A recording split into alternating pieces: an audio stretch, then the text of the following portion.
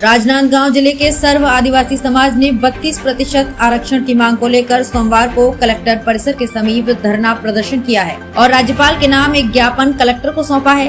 राजनांदगांव जिले के सर्व आदिवासी समाज ने 32% आरक्षण की मांग को लेकर सोमवार को धरना प्रदर्शन कर आवाज को बुलंद किया है। इस अवसर पर आदिवासी समाज के लोगों ने कलेक्ट्रेट के सामने धरना प्रदर्शन कर राज्यपाल के नाम एक ज्ञापन कलेक्टर को सौंपा है। सर्व आदिवासी समाज के पदाधिकारियों ने बताया कि हाल ही में हाईकोर्ट के फैसले से समाज का 32% आरक्षण कम होकर 20% हो गया है, जिससे शैक्षणिक एवं नई भर्तियों में आदिवासी समाज को नुकसान हो रहा है। ये बताएंगे आज जो है धरना प्रदर्शन किस वजह से है, किन मुद्दों को लेकर है? जी, मैं जसवंत गावड़े हूँ, जिला अध्यक्ष सर्ववादी समाज का राजनांदगांव जिले का। तो आज जो प्रदेश इकाई का जो प्रांतीय आह्वान हुआ था सर्ववादी समाज का चरणबद्ध आंदोलन चलेगा ब्लॉकों में। तो आज राजनांदगांव जिले के सभी ब्लॉकों में एक साथ धरना प्रदर्शन है और ज्ञापन दे रहे हैं कलेक्टर के माध्यम से, एसडीएम के माध्यम से राज्यपाल, राष्ट्रपति, मुख्यमंत्री साहब। क्या हमारा जो आरक्षण में कटौती हुआ है तो उसको कानून जैसा, आज एग्जाम्पल लीजिए तमिलनाडु का 79% वहाँ आरक्षण है, तो वो यदि नियम बना देती यहाँ की सरकार, अध्यादेश जारी कर देती तो आज हमको धरना प्रदर्शन नहीं करना पड़ता। तो यहाँ पर पूरा फेलवर है दोनों। मैं कांग्रेस या बीजेपी दोनों की बात कर रहा हूँ मैं। उन्होंने भी उस कार्यकाल में 2012 में जो पिटीशन डाले थे तो उस समय भी उन्होंने भी नियम नहीं बनाया था। यानी इस टाइप का समाज से छलावा कर रहा है, दिखावा कर रहा है कि हाँ हितैषी बनने की कोशिश कर रहा है, लेकिन समाज आज लड़ेगा। चाहे आगे की लड़ाई जिला स्तरीय और उग्र तरीके से लड़ा जाएगा। कितना % आरक्षण था और कितना कटौती हुई? हमारा पहले 32% आरक्षण था, तो उसको 20% पे आने की संभावना होगी। क्या चाह रहे हैं? तो हम यथावत 32% ये आरक्षण चाह रहे हैं, क्योंकि जनसंख्या के अनुपात में हम हैं वहाँ पर ज़्यादा। अभी तो हम 35% से ऊपर हैं जनसंख्या एक्चुअली, लेकिन हम 32 ही मांग रहे हैं, तो हम वहीं भी कायम हैं।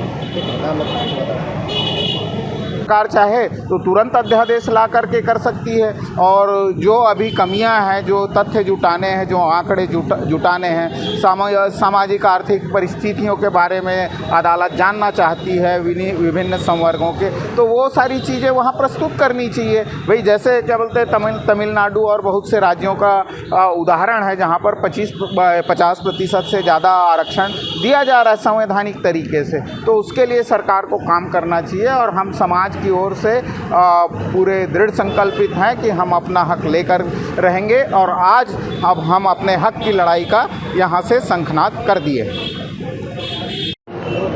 ये बताएंगे जो मांगे हैं कहाँ तक के वो मांगे होनी चाहिए और क्यों नहीं की जा रही है, क्या पेज कहाँ तक है? जी देखिए, क्या बोलते हैं, राज्य की जो सरकारें हैं उनकी इच्छा शक्ति काफ़ी मायने रखती है ना।